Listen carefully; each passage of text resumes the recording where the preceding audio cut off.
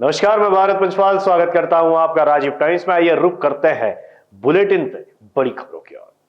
भोपाल में चिकित्सा शिक्षा विभाग द्वारा डॉक्टर अरुणा कुमार को डायरेक्टर मेडिकल एजुकेशन बनाए जाने के निर्णय ने प्रदेश भर में नया विवाद खड़ा कर दिया है। इसी कड़ी में आज गांधी चिकित्सा महाविद्यालय से जुड़े चिकित्सक, जूनियर डॉक्टर्स और मेडिकल टीचर एसोसिएशन के सदस्य इमीदिया चिकित्सालय परिसर में विरोध प्रदर्शन करने पहुंचे। इस प्रदर्शन की घोषणा शुक्रवार रात को ही कर दी गई थी, जब एमटीए और जूनियर डॉक्टर्स एसोसिएशन के प्रतिनिधियों ने उप मुख्यमंत्री राजेंद्र शुक्ल से मुलाकात कर अपनी आपत्तियां दर्ज कराई। दोनों संगठनों का कहना है कि डॉक्टर अरुणा कुमार का पूर्व प्रशासनिक आचरण विवादास्पद रहा है और उनकी नियुक्ति से न केवल शिक्षण संस्थाओं का वातावरण प्रभावित होगा, बल्कि यह निर्णय छात्र हित और चिकित्सा शिक्षा की गरिमा के खिलाफ भी है। जुड़ा ने अपने पत्र में उल्लेख किया है कि डॉक्टर कुमार के कार्यकाल में एक महिला जूनियर डॉक्टर ने मानसिक प्रताड़ना के चलते आत्महत्या ऐसा गंभीर कदम भी उठाया था। इसके अलावा उनके व्यवहार से कॉलेज परिसर में कई बार तनावपूर्ण स्थितियां बनी और वरिष्ठ महिला चिकित्सकों ने सामूहिक त्याग पत्र की चेतावनी तक दे दी।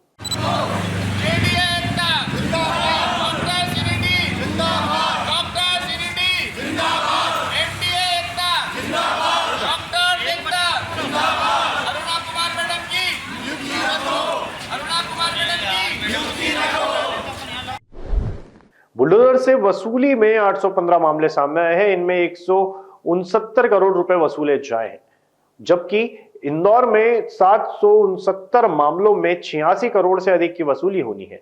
रायसेन में करीब 14 करोड़ की राशि वसूली योग्य है। कुल मिलाकर 20 जिलों में 312 करोड़ से ज्यादा की रिकवरी बाकी है। मार्च में रियल स्टेट रेगुलेटरी अथॉरिटी यानी रेरा ने 20 जिलों में बिल्डरों पर करीब 312 करोड़ रुपए की वसूली के लिए रेवेन्यू रिकवरी सर्टिफिकेट यानी आरआरसी जारी किए थे। कमिश्नर नगरीय विकास एवं आवास ने मार्च के आखिरी हफ्ते में सभी नियम कमिश्नरों और राजस्व अधिकारियों को वसूली के निर्देश थे। इसके बावजूद तब तक जिलों से कोई जानकारी नहीं आई। अमला पहले नोटिस भेजता है, अगर राशि नहीं मिलती है तो चल अचल संपत्ति भी जब्त कर लेती है। मार्च में ऐसे 1976 मामलों में आरआरसी जारी हुई थी। कमिश्नर सीवी चक्रवर्ती ने कहा कि वसूली को लेकर निर्देश दिए गए थे, जल्द जिलों से फीडबैक लिया जाएगा।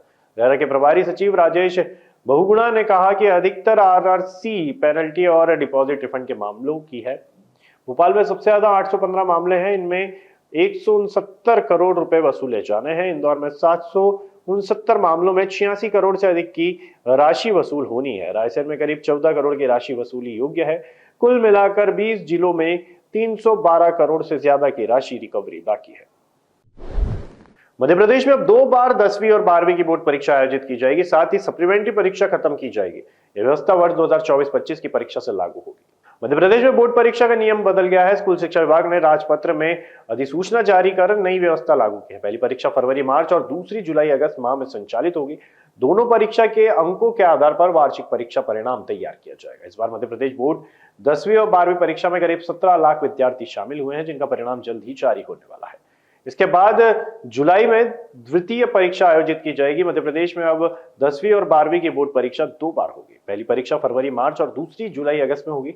इस व्यवस्था को स्कूल शिक्षा विभाग ने माध्यमिक शिक्षा मंडल अधिनियम 1965 में संशोधन कर शुक्रवार को अधिसूचना पत्र जारी कर लागू कर दिया। अब पूरक परीक्षा की व्यवस्था समाप्त हो गई है। बता दें, विभाग ने 21 मार्च को नियम में संशोधन का प्रारूप अधिसूचित कर 15 दिन में आपत्ति और सुझाव मांगे थे, जिसे अब अंतिम रूप दे दिया गया है। कांग्रेस वर्किंग कमेटी की बैठक में 2 प्रमुख प्रस्ताव पारित किए गए हैं। पहला, पहलगाम आतंकी हमले को लेकर सरकार का समर्थन और दूसरा, जाति जनगणना को समयबद्ध तरीके से पूरा करने की मांग है। पार्टी अध्यक्ष खड़गे ने दावा किया कि राहुल गांधी के दबाव में केंद्र को इस मुद्दे पर कदम उठाना पड़ा। उन्होंने कहा कि सामाजिक न्याय के लिए जातिगत जनगणना जरूरी है। कांग्रेस नेताओं ने यह भी मांग की है कि सरकार इस विषय पर स्पष्ट रोड मैप घोषित करे, ताकि देश में समावेशी विकास को बढ़ावा मिल सके। भोपाल में हिंदू छात्राओं से गैंगरेप के मुख्य आरोपी फरहान पर हत्या के प्रयास का भी केस दर्ज किया गया है। बताया जा रहा है कि उसने सब इंस्पेक्टर से पिस्टल छीनने की कोशिश की। इस बीच छीना झपटी में गोली चल गई, जो फरहान के पैर में लगी है। मामले में सब इंस्पेक्टर ने एफआईआर दर्ज करी है। आरोपी फरहान और घायल हालत में इमीदिया अस्पताल ले जाया गया। अस्पताल में भारी पुलिस बल तैनात किया गया। बता दें कि शुक्रवार को भोपाल की अशोका गार्डन थाना पुलिस को फरहान की रिमांड मिली। रिमांड के दौरान पुलिसकर्मी उसे थाने से उसकी निशानदेही पर एक अन्य आरोपी की तस्दीक के लिए ले जा रहे थे। इसी दौरान फरहान ने पुलिसकर्मी की पिस्टल छीनने का प्रयास किया और गोली चल गई। ऑन ड्यूटी सब इंस्पेक्टर से पिस्टल छीनने से सब इंस्पेक्टर को भी चोट है, इसलिए फरहान पर अब हत्या के प्रयास का केस भी दर्ज किया गया है। उधर एक फरार आरोपी अबरार की तलाश में पुलिस ने अलग अलग टीमें रवाना की है। एक टीम बिहार के मुजफ्फरनगर गई है। बंगलाल में भी अब अबरार को खोजने के लिए पुलिस की तलाशी जारी है। अबरार पर 2 अलग अलग अपराध में 20,000 का पुलिस ने इनाम घोषित किया है। भोपाल से सनसनीखेज मामला सामने आया, जहां क्लब 90 नामक पब लव जिहाद और यौन शोषण का अड्डा बना हुआ है। पुलिस ने यहां छापामार कार्रवाई करते हुए वीडियो और आपत्तिजनक सबूत बरामद किए हैं। अब इस मामले में क्लब 90 की वैधता की जांच के आदेश दे दिए गए हैं और जल्द ही अवैध निर्माण तोड़ा जाएगा। शहर के अन्य ढाबा रेस्टोरेंट के सीक्रेट कैबिन्स की भी जांच की जाएगी। आरोपियों के मोबाइल से कई आपत्तिजनक वीडियो मिले हैं, जिनसे यह साफ जाहिर है कि युवतियों को प्रेम जाल में फंसाकर उनका शोषण किया जा रहा है।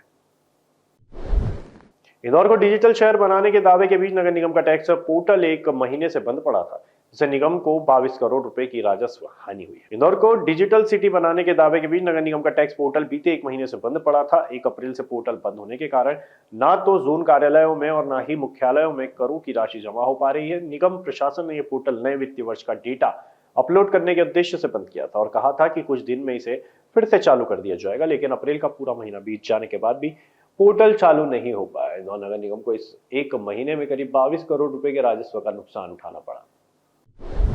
फिलहाल के लिए बुलेटिन में इतना ही। तमाम जानकारी के लिए देखते रहिए राजीव टाइम्स।